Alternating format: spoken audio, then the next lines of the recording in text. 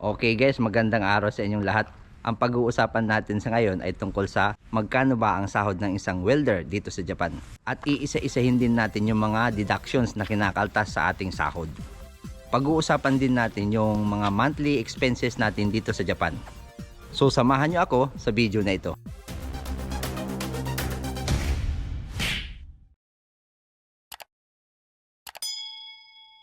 Okay guys, bago natin simulan yung vlog na ito, ako si Leo, isang OFW dito sa Japan. Dati rin akong trainee. Natapos ko yung 3 years na contract ko bilang isang trainee dito sa Japan. And then umuwi ako, and then nag-apply ako ulit pabalik dito sa Japan. Okay, kung bago po kayo dito sa channel ko, please consider subscribing. At huwag niyong kakalimutan i-click yung bell button para makatanggap kayo ng notification sa mga susunod ko pang videos.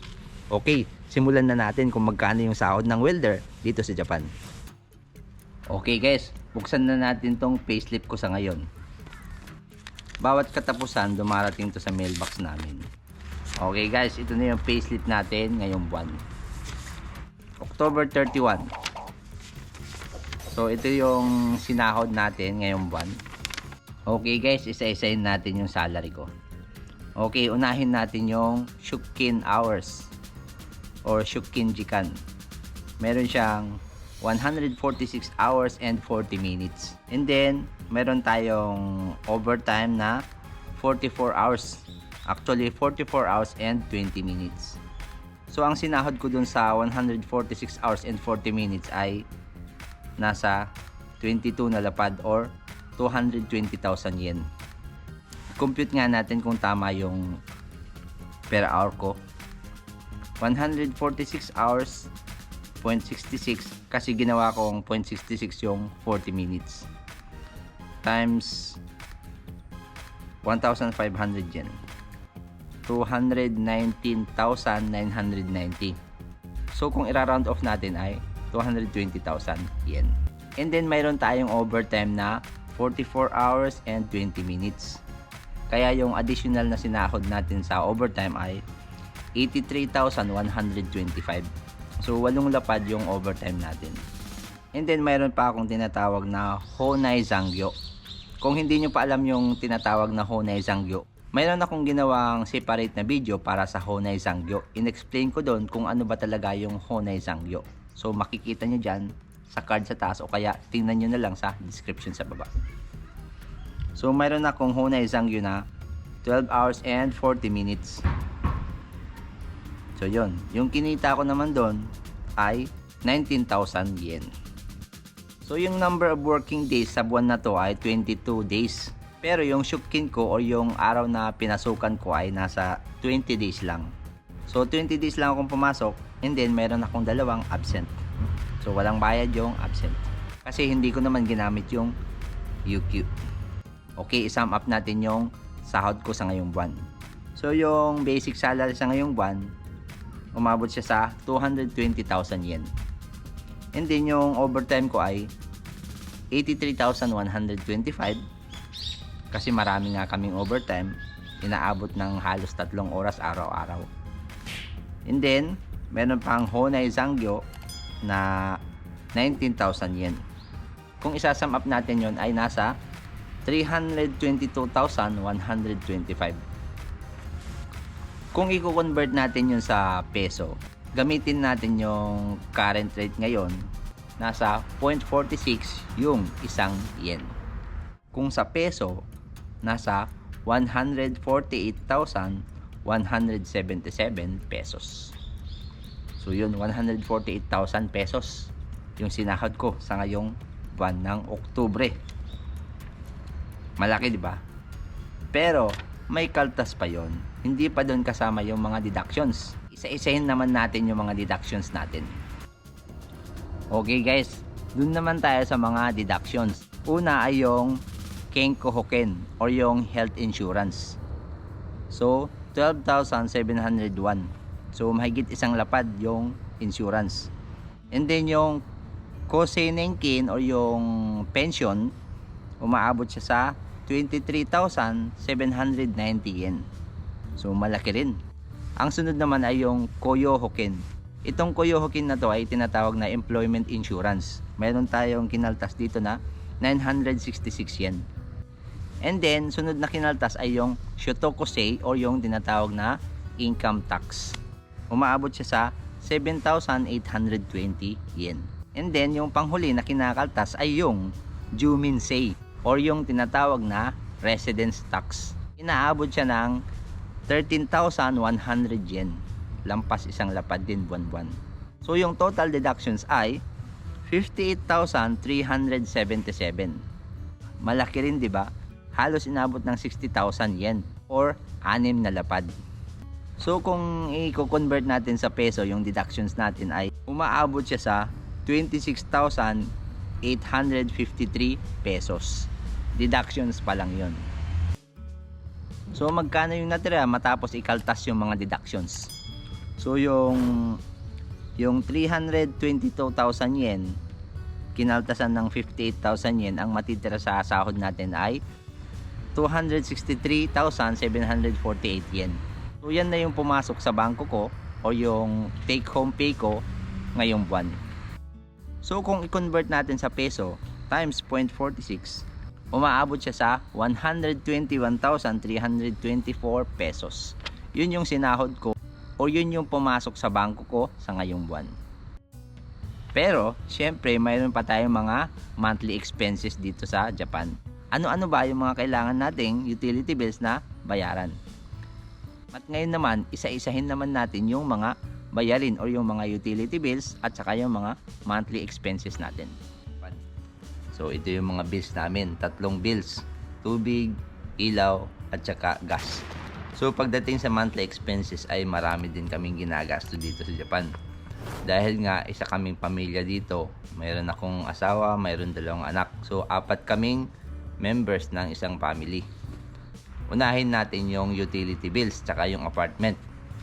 Ang bayad namin sa apartment, dahil dito kami sa Saitama area, ang apartment namin ay nasa 4 na lapad at 5,000. So monthly 45,000 yen. And then ang isunod natin yung bills natin. Ito yung mga bills natin. Yung bill namin sa kuryente ngayong buwan ay inabot ng 7,683 yen. So ganun kamahal ang kuryente dito sa Japan. At hindi lang yon, kapag summer, tumataas yon kasi syempre kailangan ng aircon.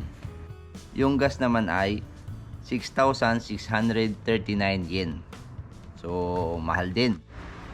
So itong gas na to, minsan tumataas to, minsan umaabot ng 9,000 yen hanggang 10,000 yen.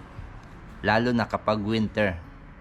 Kasi nag-uufuro kami or nagbabathtub kami, warm bathtub kapag winter. Kaya nagbabago-bago yung mga bills natin.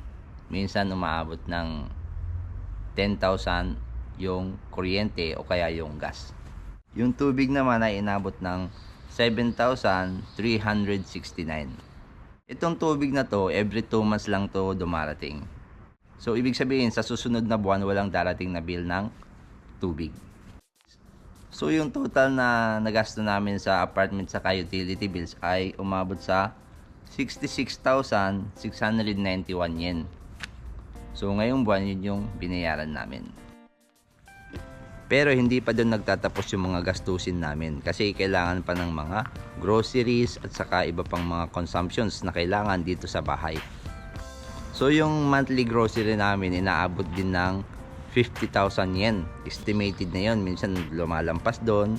Pero yung budget namin para sa groceries namin, sa mga pagkain, saka iba pang mga kailangan dito sa apartment namin, binabudgetan namin ng 50,000 yen or 5 lapad.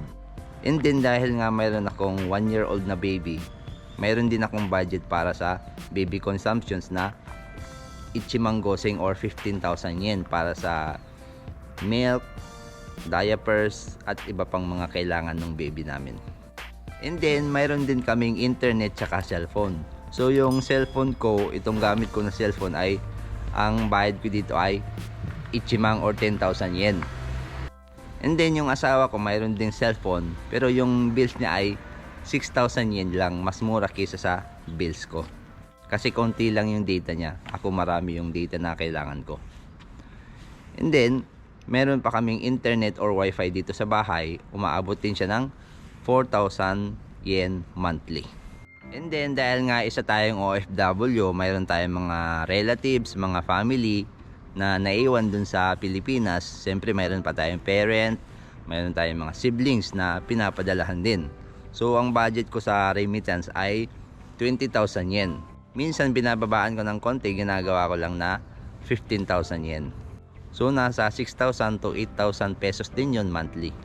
Yun yung budget ko para sa parent ko, sa mother ko, tsaka yung kapatid ko na nasa Pilipinas.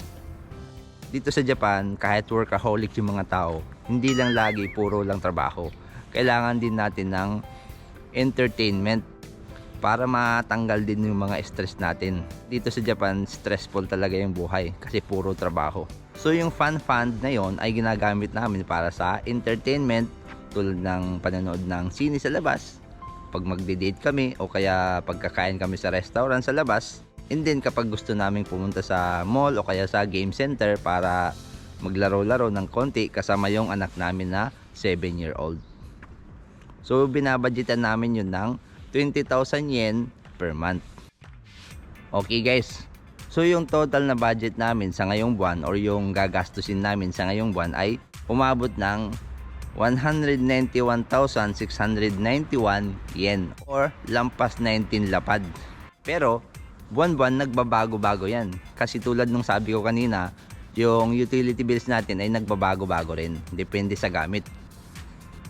And then depende sa gastos. Minsan lumalampas ng 20 na lapad or 200,000 yen.